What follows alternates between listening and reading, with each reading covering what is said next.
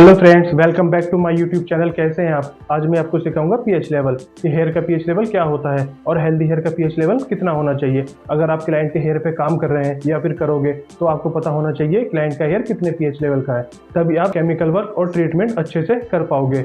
तो वीडियो को इसकी बिल्कुल भी मत करना, वीडियो को एंड तक देखना, तभी आप सीख पाएंगे कि पीएच लेवल क्या होता है। तो चलिए करते हैं स्टार्ट।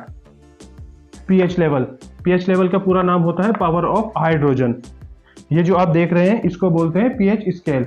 ये मैंने ऑलरेडी बना के रखा है, वीडियो में ज़्यादा टाइम ना लगे और आप जल्दी जल्दी सीख जाए।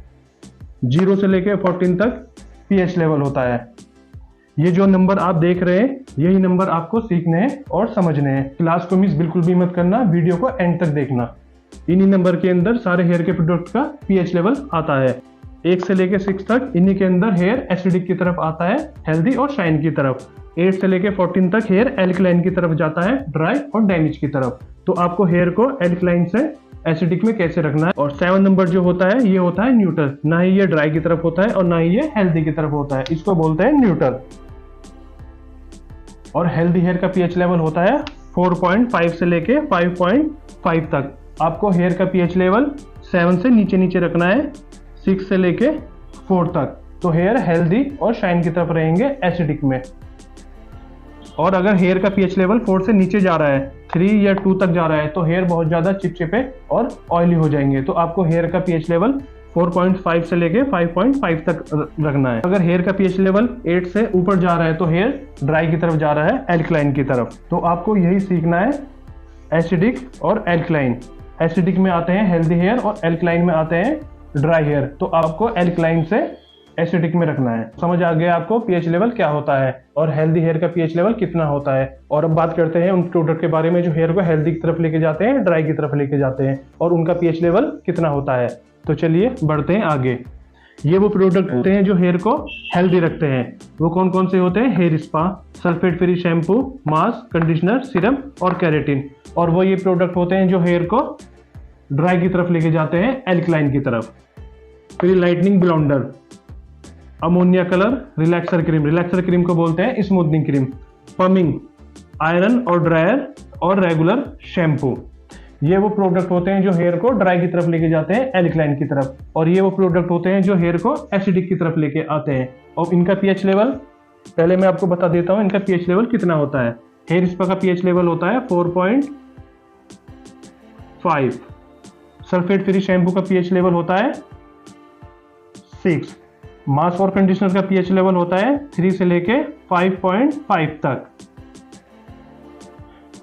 सीरम का पीएच लेवल होता है 5। केराटिन का पीएच लेवल होता है 3.5।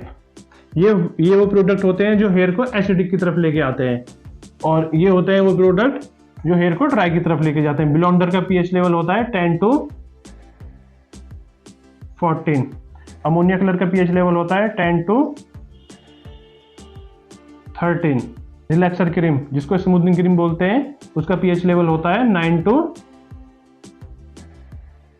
13। पमिंग का भी सेम होता है 9 to 13। आयरन और ड्रायर का पीएच लेवल होता है 7.9। रेगुलर शैम्पू का पीएच लेवल होता है 8 to 12। ये वो प्रोडक्ट होते हैं जो हेयर को एल्कलाइन की तरफ लेके जाते हैं। और आपको एल्कलाइन से हेयर को एसिडिक में लाना है। वो कैसे लाना है? अगर आप क्लाइंट के हेयर में ब्लॉन्डर करके हाईलाइट करते हैं तो ब्लॉन्डर का पीएच लेवल होता है 10 to 14, जो सबसे ज्यादा होता है और एल्कलाइन की तरफ जाता है। और आपको एल्कलाइन से एसिडिक की तरफ लेके आना है। वो आप कैसे लेके आएंगे? आपने क्लाइंट को प्रोफेशनल शैम्पू और मास्क देने, जिनका पीएच लेवल होना चाहिए, शैम्पू का पीएच लेवल तो होना चाहिए 6 और मास्क का पीएच लेवल होना चाहिए 3 से लेके 5.5 तक। तो वो हेयर को एल्कलाइन से एसिडिक में कंटिन्यू रखेगा। अगर आप क्लाइंट के हेयर में ग्लोबल कलर करते हैं, किसी भी कंपनी का अमोनिया कलर करते हैं, क्लाइंट का हेयर एल्कलाइन की तरफ जाता है, तो आप क्लाइंट को कलर प्रोटेक्शन शैम्पू और मास्क देंगे, जिनका पीएच लेवल होना चाहिए, शैम्पू का पीएच लेवल तो होना चाहिए 6 और मास्क का होना चाहिए 3 से लेके 5.5 तक।